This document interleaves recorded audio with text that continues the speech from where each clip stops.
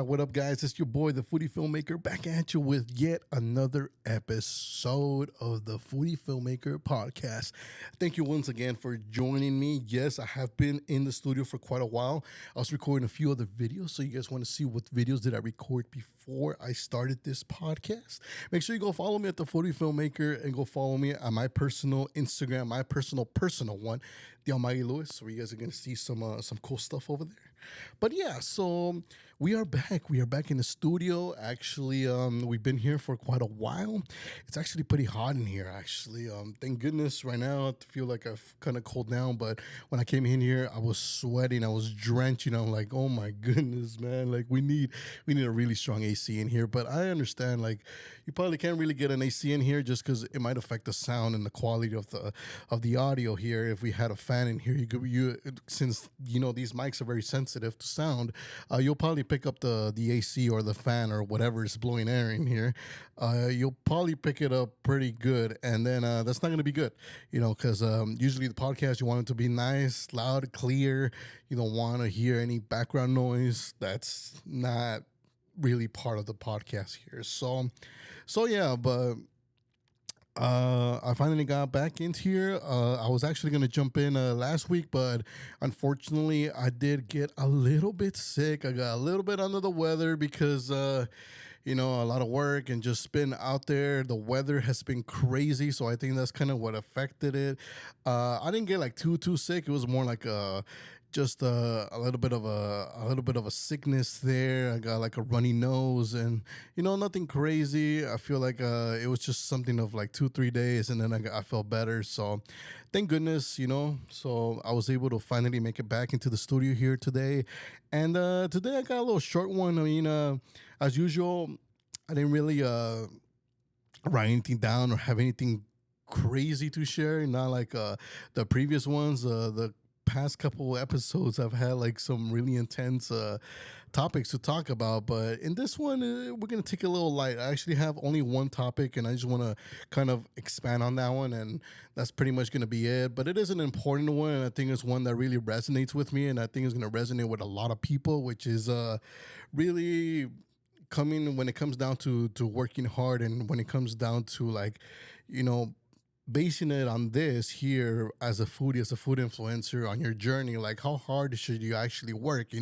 How intense should it be? Like, how often should you be shooting content, editing, posting, learning, studying and stuff? Like, how long should you be out in the field, networking, going to events, make sure you're able to track down every single trend, and make sure you record everything and stuff. Looks so like, how often should you be doing that? And like, is there like a point where you need to stop? Is there a balance? Is there like something that you can go off of where like you can do this and you can feel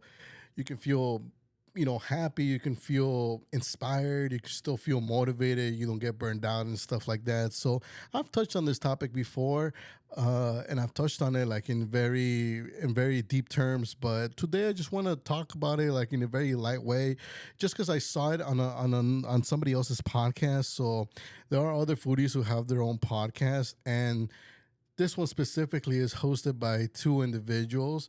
They're girls, and I saw in one of their clips where they were talking about like not working as much and really trying to take some time off in order to enjoy life as well, because life is not entirely all about work, but also it's about enjoying life, and it's about getting other stuff done that doesn't have to really involve work, right? And so here's the thing, like, there is some truth to that, but as well, there's also some, like, you can't really take that too hard because it really depends on where you are in your journey. So that's kind of what I want to talk about today, and like really like help you guys understand how you should go about that, and should you, always be working and always, keep grinding and grinding, or should you be very, patient with yourself and take really the necessary breaks, and take really extended breaks, and take them as often as you need, or like discipline yourself to take breaks when you're supposed to take them and stuff like that. So here's the thing that I'm gonna personally share like how I go about it, and then I'll pretty much kind of just share like how you can go about it depending on where you are in your journey. So here's a little phrase that me and my friend Thomas uh, on Instagram, he goes by Dine on Track. You guys probably know him, but whenever we're like working or something, or like one of us is getting tired, we always like to use this phrase from Kobe Bryant that he said in one of the interviews when he was asked about like uh if because it was like a playoff series, and the Lakers were already winning like 2-0. They were winning the series 2-0, I believe. And so they were asking him, like, how are you feeling? Like, do you feel like, do you feel relaxed? Do you feel like now you can kind of rest? Because having a 2-0 lead in a playoff series, it kind of gives you like that little extra leverage now, because you have 2 games over your opponent, so you can technically allow yourself now to lose 2 games and you'll still be fine, because you lose the 2 games that are coming up, and the worst thing that can happen is that you guys tie the series, and so you guys are back on balance. But other than that, I mean, you have a 2-game lead, so it is pretty normal, or at least it would make sense for a team and players to get comfortable when they're leading by that much. And so he was asked, if he, it was time for him to kind of, chill a little bit, maybe, take it a little bit easier in the next few games, because you have that lead. You don't have to really push yourself as much, because, you have that lead. You can afford to at least lose one of those games, and then come back, like with full force on the 4th game or something like that, right? And basically his answer was like, we don't rest. I don't rest. In the middle. I rest at the end. Basically saying like, we're not really gonna chill. We're not gonna rest. We're not gonna hit the brakes until this series is done. Until we have officially won the championship. Other than that, we're still kind of the job is not done, which is another thing that he says, right? So job's not done. We rest at the end, not in the middle. And that's basically how I like to go about it. So basically, to break that down is like, first of all, you're gonna need a few goals. So you're gonna obviously need to know what you're after. So you need to know like exactly what you want to achieve. And so the thing is that when you set goals, um normally you don't want to rest on your way to those goals. So whatever your goals are, you're taking your series of steps to get there. You want to continuously take those steps and continue and continue and continue. You never want to take any breaks until you actually hit the goal, until you actually meet whatever it is that you set yourself out to do. And in the meantime, if you do get tired, if you do feel pain, if you feel like giving up, if you feel unmotivated, if you feel uncreative, you kind of have to work through that and kind of put that to the side and be like, hey, you know what? I'm feeling this way, but I have goals to achieve. I have that I need to make happen. Or perhaps, you have a certain goal with a certain date and you're like, okay, well, I've actually been pushing myself, and it looks like I'm going to reach my goal faster than anticipated. So maybe I should just chill, and wait until like maybe you set yourself out to do I don't know, maybe your criteria for this month is to do like maybe you set out to do 8 collabs, right? But then like on the first week you feel really inspired, so you go and you're killing it. Maybe you're doing like 2 collabs per day, and so reaching the eight collabs per month is already gonna you're already gonna hit that mark on the first week. And so it's very easy to be like, hey, you know what? I'm just gonna chill for the rest of the month now, and I'm gonna just chill, take it easy. I'm not gonna collab as much because I'm pretty much gonna hit my goal. There's just no way. Like maybe you stop at 7 collabs on the first week, and you're like, well, I only have 1 collab and I have the rest of the month to do it. So, I mean, I have like so many days left. There's just no way I'm not gonna do it, because I mean, there's just so much time, right? And so it's very easy to just be complacent, get comfortable, and like just kind of chill and stuff. And so the thing is that first of all, you gotta learn how to create proper goals that are actually good goals, that are goals that are actually like not only that they are achievable, but they actually challenge you as well. Not that they're like very easy to achieve. Where like for me, like if I were to set out to do 8 collabs per month, like that would be a very easy goal for me to achieve. I could actually complete that in a matter of a week or maybe half a week actually, because it's very easy for me to do collabs nowadays, and I could have them done, edited, posted, and everything completely done in less than a week. So for me to set out a goal like that, it would be a very bad goal because it's very easy for me to achieve. So I need to understand and learn about like where my level of competence is at, based on the goal, and then I have to set out a challenging goal based on that. So in this case, if I know that I could easily do how about 10? You know, maybe I set out myself to do 10 per week. Maybe we're talking about like 4 weeks per month, so we're talking about like 40 collabs per month. So maybe that's my goal. My goal is to do 40 collabs per month, and that's it's a challenging goal, but it's not impossible. It's actually very achievable. It is going to take me some effort. It's going to take some discipline, because that means that I will have to be doing at least, like if I'm going to, say I'm gonna be collaborating like 5 days a week and maybe taking 2 days off. For those 5 days, I'm gonna have to be doing, the minimum of two collaborations in that day. And so it's gonna be a little bit challenging, because I have to go out, I have to schedule these things, and then I have to actually perform, go and record, and then edit and stuff like that.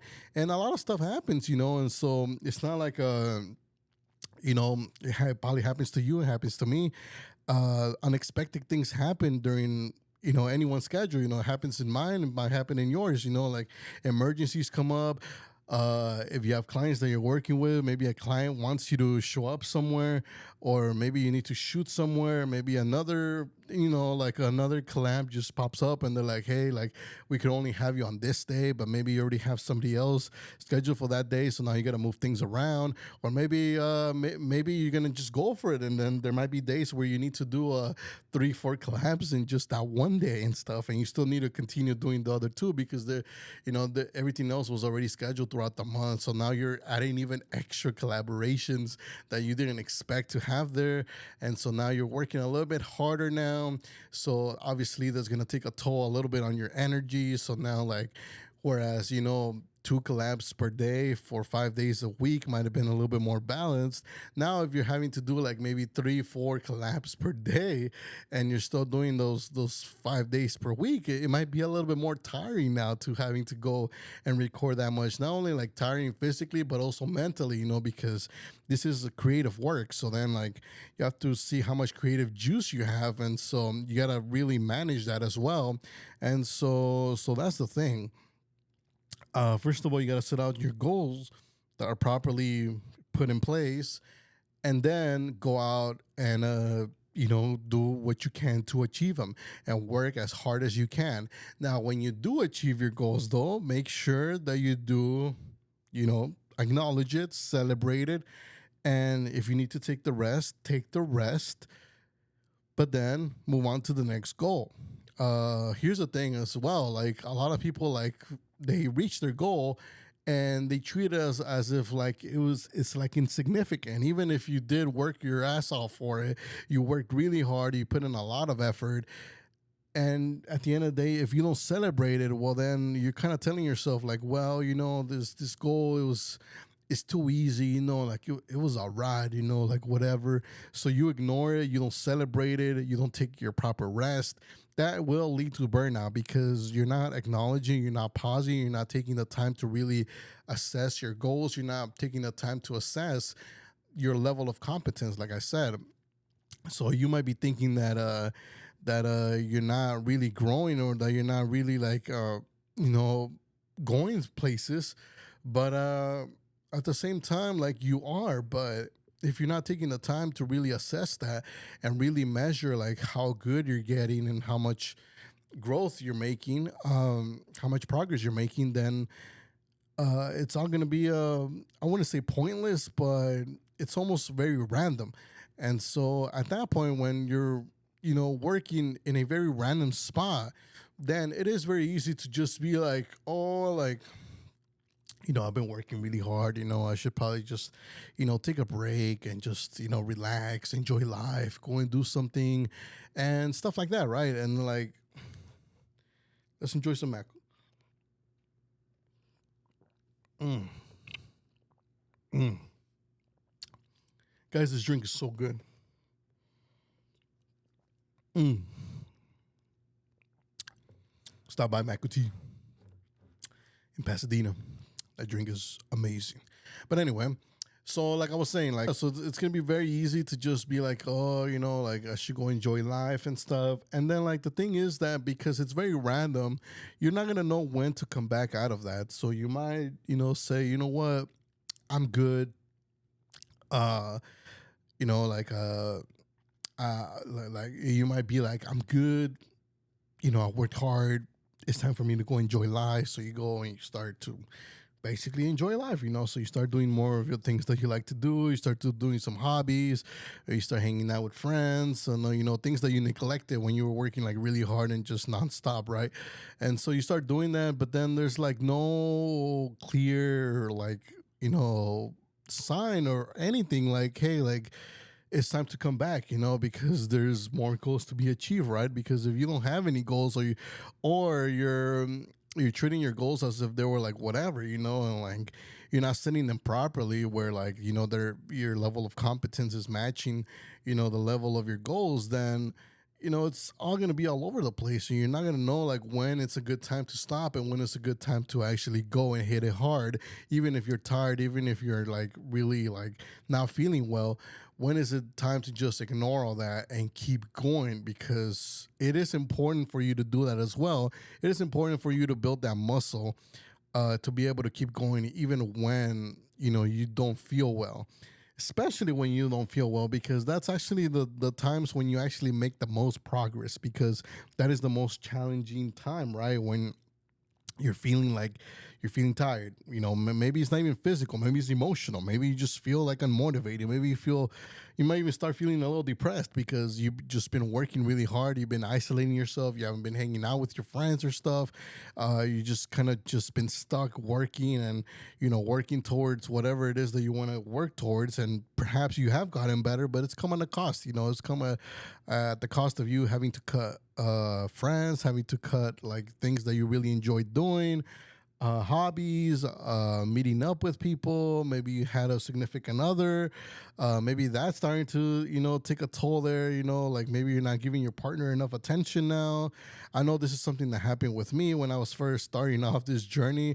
I was actually still with my current. I was still with my ex girlfriend at the time, and I was more focused on getting this done because I was just starting off, and plus I had pretty much left everything, so I had no job. I had this was pretty much it. This was all I was doing. I was just running one account, doing one social media management account, and it wasn't that much.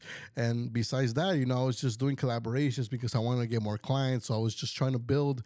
I was just trying to build my portfolio through Instagram. So I was just trying to get as much content as I could up there, trying to show businesses what I could do and hopefully get more clients like that. And like I was just focused on just building that clientele, that I basically kind of neglected my girlfriend at the time, and I just didn't give her enough attention. I didn't give her enough time. And the times that we did kind of hang out, I wasn't really there, or I was kind of bringing her along for work, So, I was having her help me like with like the collaborations, helping me like hand model, helping me with the food and stuff. And I wasn't really entirely there, like like sure we were hanging out and stuff, but I wasn't entirely there. Like there was like that part of me that just wasn't really all that present, and I was just kind of focused on like like what's gonna be the next. What's gonna be the next place, like what's gonna be the next place to collaborate, what's gonna be the next move, what's gonna be the next client, how I'm gonna approach them. I was focused on how I'm gonna edit this content, like stuff like that. So I was just focused on all that work and stuff. And so eventually, that took a toll on my relationship there at the time.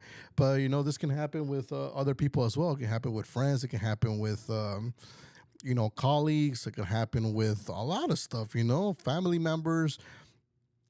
And like, like sometimes, those sacrifices must be made, but you'll never know if those sacrifices are to be made unless you have goals in mind, unless you have somewhere that you're aiming for, that way that, it makes sense, because sometimes it just doesn't make sense. Like, why would you like neglect and sacrifice all of this if it's not for nothing, like obviously you want it to mean something, and you want to be aware that it's happening as well, because for me at the beginning, like I said, I wasn't really aware that that's what was happening. Like, I just knew that I was working hard. Like, I was like going all at it. I wasn't really like paying attention to the fact that I was neglecting people, that I was just isolating myself, that I was just so focused on what I was doing in my work that I was just like not really there. And yeah, so I was just like not entirely focused.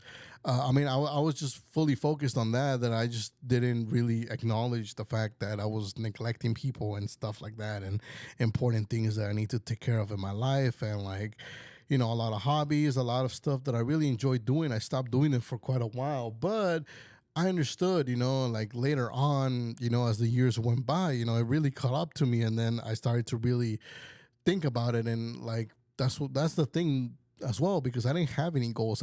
Like, to me, it was just like, I'm not gonna stop until I get like really good, until I am like acknowledged, like until like I get noticed. Like, I had certain people that I wanted them to acknowledge me. I wanted them to respect me. I wanted them to, like, there's certain collaborations that I wanted. There's certain places that I wanted myself to be part of.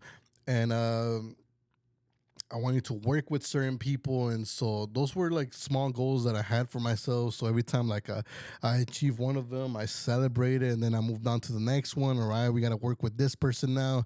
We got to see how we do that. And so there's a lot of goals that I had as I was going through my journey and stuff.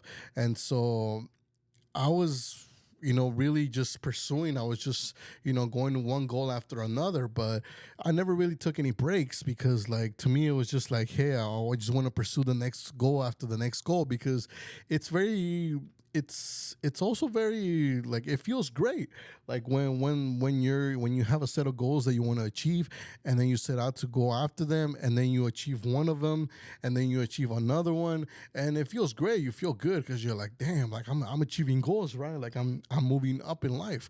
like um like, for me, it was like, I'm getting more clients.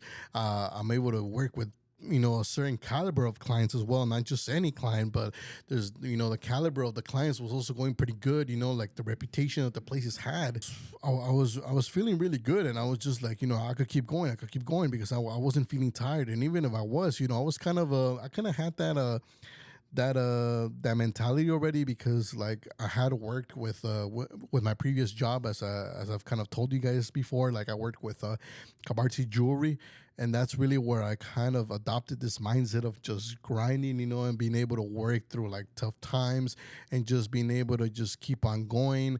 And sometimes, you don't make as much progress. Sometimes you have bad days, but that doesn't mean that you just stop. That means that you still keep going, because you still have goals to achieve. You still have things that you want to make happen in life. And if you're not happy with the current life that you have, well, then you got to keep working towards a life that you're happy to live.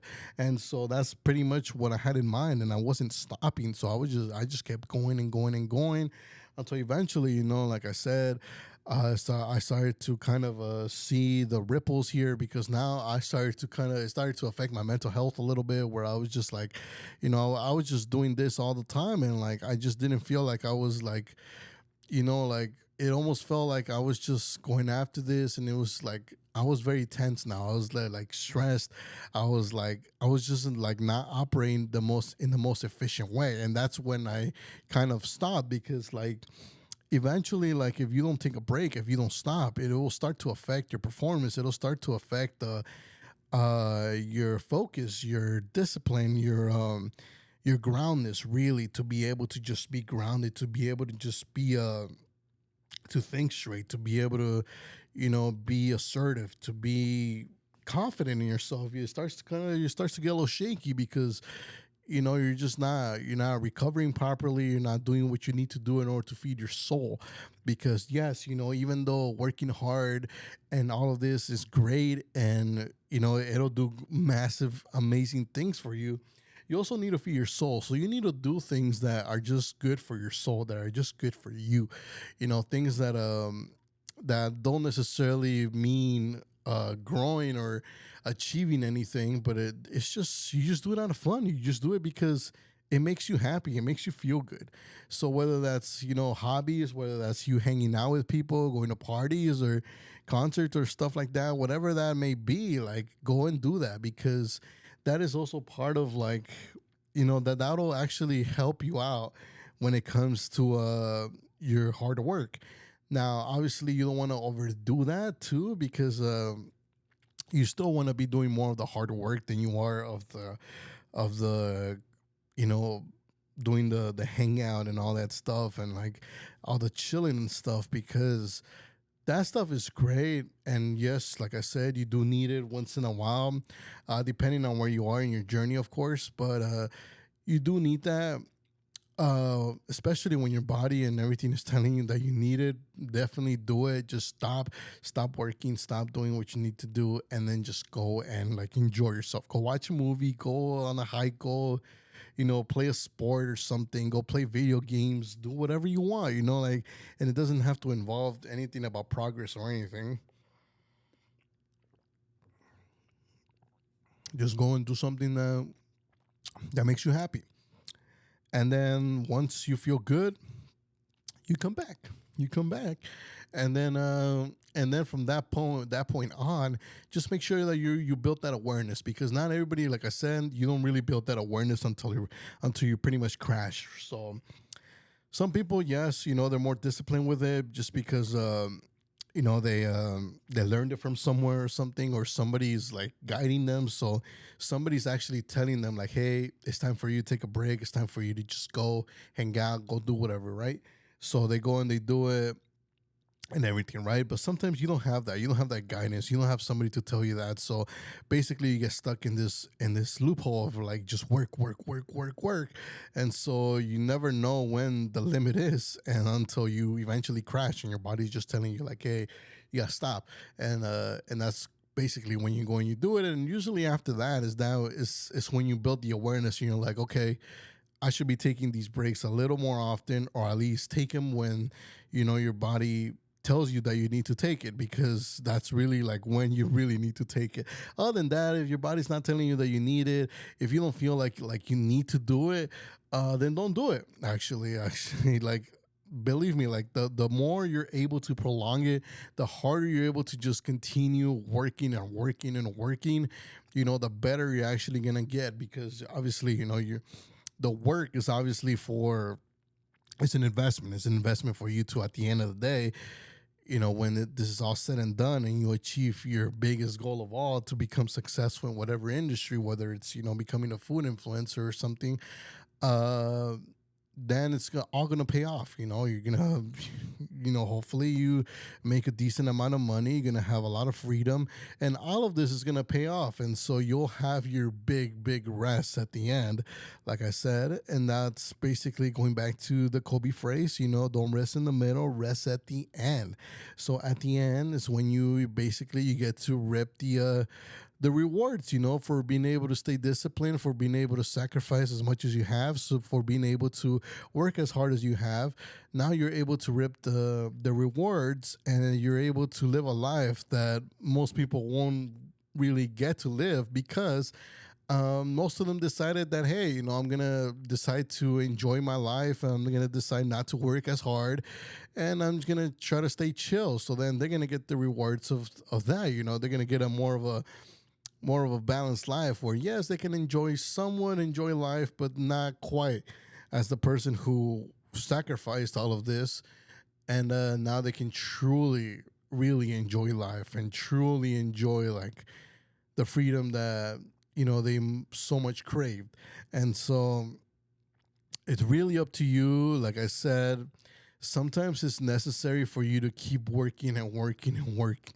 Sometimes you need to do that. There are times when, like, work is just there, and there's times when work is very, it's very fruitful. Sometimes there's just a lot of work on the table and there's just a lot of money for the taking. And if that's you, there's a lot of opportunity there. Do as much as you can. Go and take as much opportunity as you can. Do as much work as you can. And basically take your break whenever you need to take your break, like I said. And maybe you're watching this and you're like, well, like I'm gonna keep working because work, I can continue working. I don't need no breaks. I don't need to do none of that stuff.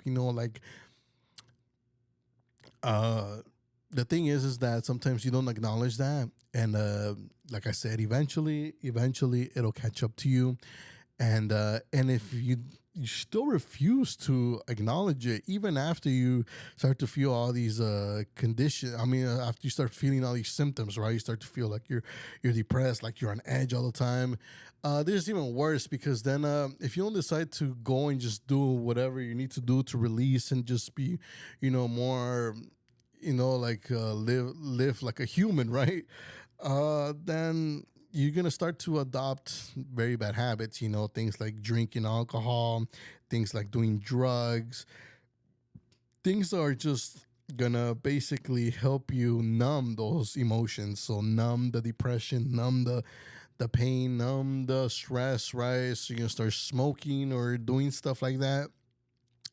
That to me, in my opinion, is even worse. It's like you don't wanna go in that route where you start to do drugs or you start doing things like that because now that will definitely affect your performance at work. So talk about like wanting to do 100% work. And like I said, if you really want to be efficient at work, you need to take these breaks whenever your body asks you to take those breaks because they will help you perform even better as opposed to the person that's not taking breaks. I've seen this happen, like people who actually take their breaks and they do what they need to do when they need to do it, and they're able to listen to their bodies better. They'll perform better because they took their necessary breaks when they had to, when it was called for, as opposed to the person that's just working. They're pretty much stuck in this world of just work. And so especially if you're doing creative work, this could affect you real hard. Maybe it doesn't affect you in if you're working on something that doesn't really require too much thinking, that doesn't require you to do much, as far as using your creative mind. But if you're someone who's creative, you're an entrepreneur, if you're a business owner, if you're, a content creator, you definitely need that. You definitely need your creative juice to be on. And if you're not, just taking that time off and you're trying to work, and work like a robot, you're basically going to become like a robot. And robots aren't very creative. They basically just do whatever they're told, whatever they're programmed to do. And they'll basically just use the knowledge that's in their brain at the current time. And coming up with new stuff will be even harder just because your mind's not clear. Your mind's not clear. Your soul's not clear. Your body's not feeling well. Like it's not able to produce the amount of creativity that's needed in order for you to produce really good work. And so if you want to amp up your work, if you want to beat out the competition, I don't know if you're competitive, but I am. So I'm always looking towards beating out the competition. So if I could do stuff like amplify those things where I could actually where I could enhance my performance, and I could do it through something like taking my breaks when I need to, then I'm gonna do it. I'm gonna do it because I know it's gonna give me an edge. And yes, there might be times where I might be taking my break and I might be watching the competition. They're working really hard, right? They're like doing their thing and they're like not taking any breaks at all and stuff.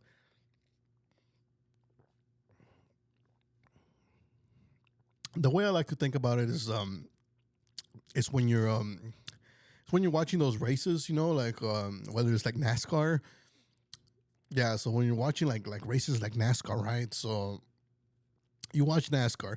I don't know if you guys, I don't know if any of you guys watch NASCAR, but if any of you guys watch NASCAR, you see that the cars go around and around and around, and on the track, right?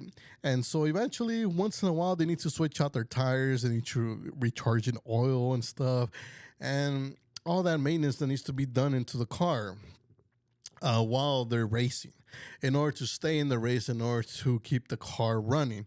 So the way I like to think about it is like if you want to actually have the endurance to last through the entire race, because these races are pretty long and there's like a lot of laps that they need to take in order to like even get close, to winning that race. So usually it's like 200 laps or something like that.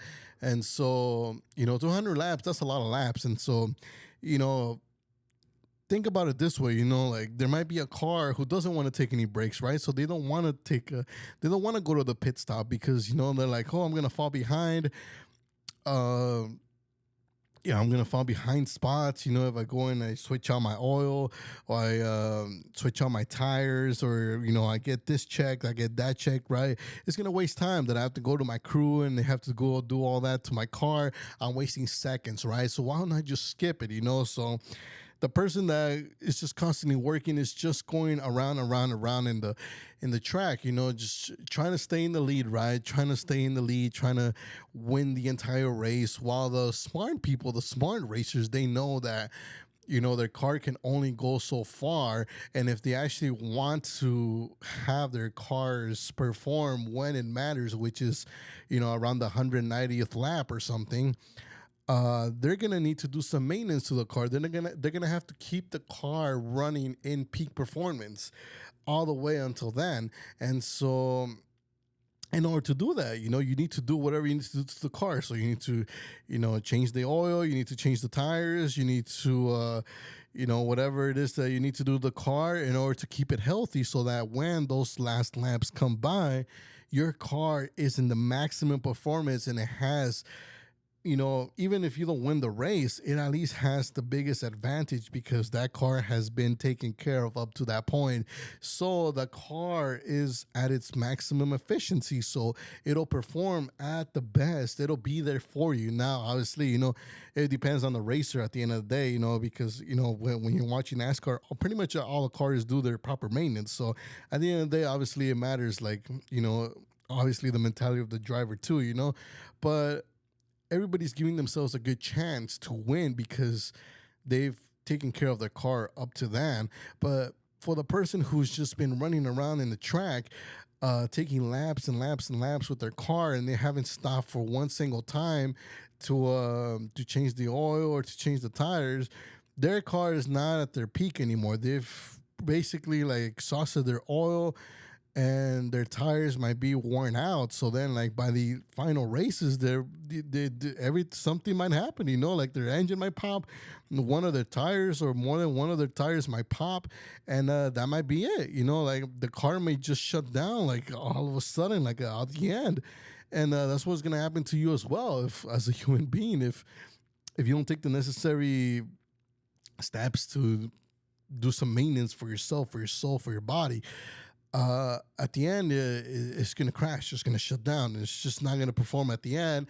And the people who did do their necessary due diligence of taking care of themselves, taking care of their car, for the NASCAR example, they will have a better chance of winning now at the end.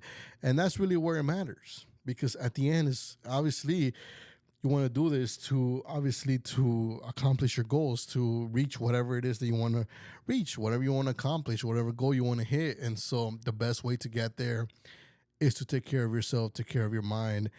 Yes, work hard, but also take the rest when needed. So that's basically my take. That's basically how I go about it, and that's how you should go about it.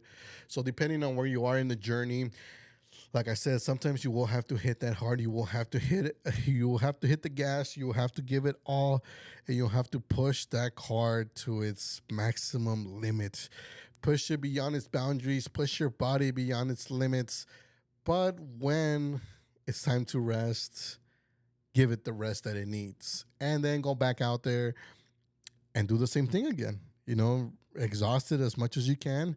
go and take the break, and then go back again and again and again. There is no point in you trying to force your body when it's already depleted, trying to force it to go an extra mile, trying to force it to go an extra way. Yes, there are times where, that's why it's important for you to learn.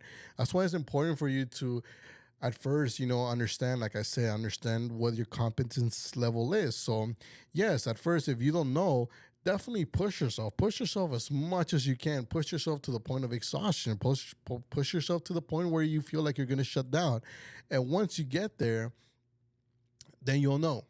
Okay, like I felt it. I know what it feels like to be at a place where I know that I should have stopped here. I kept going. This is the part where I don't want to be in. Like, I don't want to push it beyond this point, because I know that beyond this point, I'm going to shut down or something bad's going to happen. I'm going to get sick. I'm going to develop some sort of fucking disease or some shit, right? Like, if I go past this point. So this is the point where, like, I could push myself as far as I can. This is the limit. This is where I need to go and just take a break, relax, and then come back more recharged, ready to go at it once again. So that's pretty much it. Yeah, that's pretty much it for this topic. Really quick one, like I said, and really close to me. Like I said, this is something that this is a mindset that I operate with day by day, with anything that I do, with my recordings to this podcast and everything. So yeah, that's pretty much it. Other than that, I want to thank you guys once again for joining the podcast, joining another episode. Thank you for listening to it. If you guys haven't subscribed, make sure you subscribe to the YouTube channel at the Foodie Filmmaker. Make sure you follow my Instagram, the Foodie Filmmaker Podcast Instagram, tff.podcast. I'll leave a link down below. You guys can also follow my foodie page at the Foodie Filmmaker on Instagram, so you guys can see all that cool food content that you're going to love, I'm pretty sure. Other than that, thank you so much for watching, and I'll see you guys in the next episode.